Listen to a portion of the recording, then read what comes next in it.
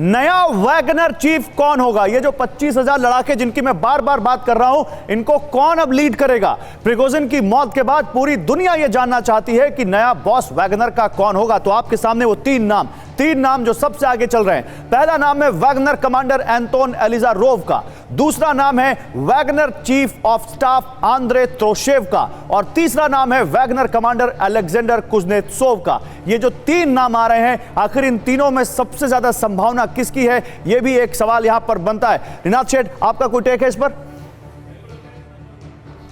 इसलिए है कि उनकी जो पुतिन के साथ पहले की सांठगांठें अगर आप पीछे जाएं तो काफी पुरानी है।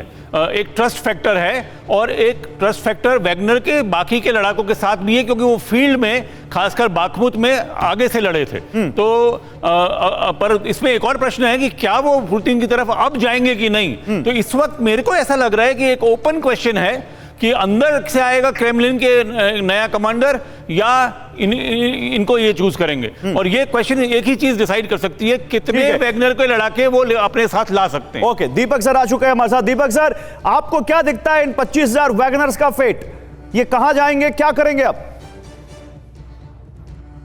कहना बहुत मुश्किल है। जनरल विशंबर जो शुरू में कह रहे थे, पूरी तरह सहमत हो। इनकी जानकारी मुझसे कहीं ज्यादा है कि ये जो प्लेन उड़ाया गया है, कोई ये डोमेस्टिक अटेम्प्ट किया गया इसको रास्ते से हटाने का। सर, ये अनकंट्रोलेबल हो गया था, जो मैं समझ पा रहा हूँ। मैं समय यूनाइटेड स्टेट्स में हूँ, बहुत से लोगों से आज सुबह बात हो रही थी, सब प्रिगोजिन की बात कर रहे थे कि ये थोड़ा सा अपने आप को समझने लग गया था कि मेरे बिना रूस का जो भविष्य है वो कुछ नहीं हो पाएगा। तो अफ्रीका में भी नीजर में पहुंच गया था, ये मॉरिटेनिया में है, माली में है, सेंट्रल अफ्रीकन रिपब्लिक में है, अपने आप को शहंशाह समझने लग गया था। ये हाल ही में रशिया अफ्रीका का कुछ देशों के साथ समिट भी हुआ था, वेस्टर्न अफ्रीकन कंट्रीज का, उसमें भी इसकी अहम भूमिका थी। तो एक चीज हो सकती है, he was getting too big for his boots. दूसरा ये हो सकता था कि अगर पोलैंड के साथ ये कुछ बेईमानी करता, बेलारूस पोलैंड बॉर्डर से, तो फिर नेटो की इन्वॉल्वमेंट लाजमी थी। वो कहते कि हमारे एक मेंबर पर हमला हुआ है, भले ही पुतिन कहता रहा ये एक प्राइवेट मर्सनरी फोर्स है, हमारा इससे कुछ लेना देना नहीं है।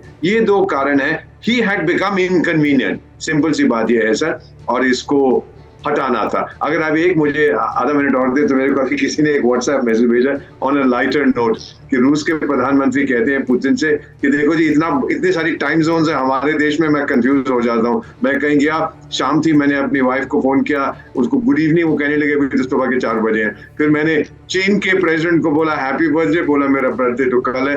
मैंने जर्मनी के लीडर को हैप्पी बर्थडे बोला, वो मेरा बर्थडे हो चुका है। तो फिर पुतिन के बाद में कहते हैं कि उसने कंडोलेंसेस कन्वे कर दिए हैं प्रिगोजिन की फैमिली को, जब उसका जहाज उड़ा भी नहीं था।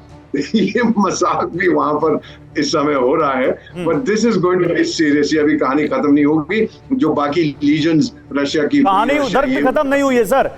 हम प्रिगोजिन की मौत की बात कर रहे हैं, लेकिन वॉर की कहानी भी बदस्तूर जारी है। और मैं जनरल दयाल अभी आपके पास आ रहा हूं और इस वॉर से जुड़ा एक सवाल आपसे लूंगा, लेकिन पहले एक खबर दिखा दूं।